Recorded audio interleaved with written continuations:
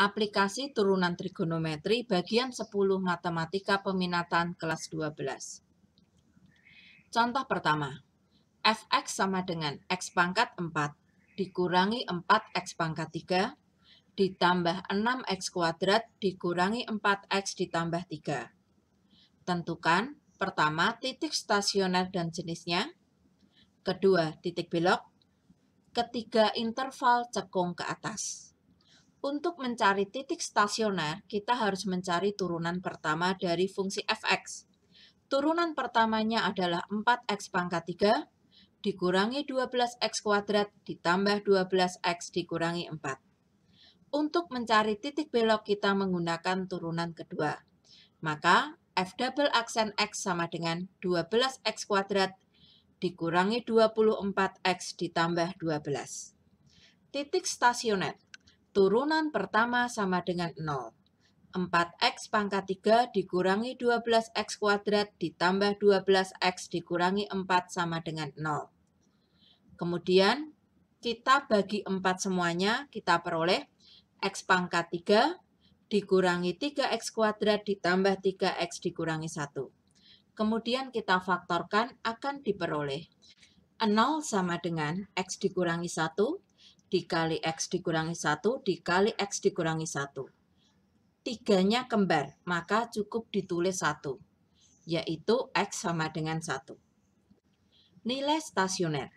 Tadi diperoleh x stasioner atau C-nya adalah 1. Maka 1 ini kita masukkan ke fungsi fx. Dimasukkan ke fungsi fx. X-nya kita ganti 1. Maka akan diperoleh 2. Jadi F1 sama dengan 2. Maka stasioner minimumnya adalah 1,2. Titik belok. Titik belok adalah turunan kedua sama dengan 0. F double aksen x sama dengan 12x kuadrat dikurangi 24x ditambah 12. Saat stasioner tadi diperoleh C-nya adalah 1 atau X-nya adalah 1. 1 ini 1 dari stasioner disubstitusi ke fungsi double aksen, F double aksen atau turunan kedua.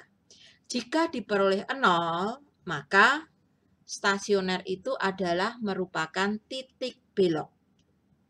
Kita substitusi, X-nya kita ganti 1, maka F double aksen 1 sama dengan 0. Jadi titik beloknya adalah 1,2.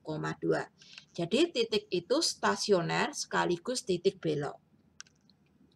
Kemudian interval cekung ke atas. Fungsi cekung ke atas atau membuka ke atas apabila turunan kedua lebih besar dari 0. Maka 12x kuadrat dikurangi 24x ditambah 12 lebih besar dari 0. Semuanya saya bagi 12.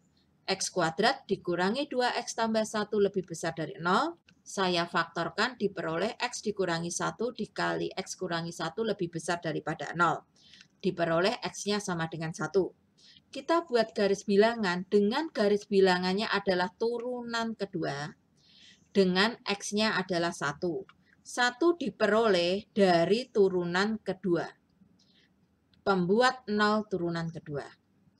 Di sebelah kiri 1 saya ambil x-nya 0, disubstitusi ke turunan kedua. Hasilnya adalah positif. Di sebelah kanan 1 saya mengambil x-nya 2, disubstitusi ke turunan kedua. Kita peroleh hasilnya 1, yaitu positif. Cekung ke atas apabila turunan kedua lebih besar daripada 0 atau positif, yaitu x-nya lebih kecil dari 1 atau x-nya lebih besar daripada 1.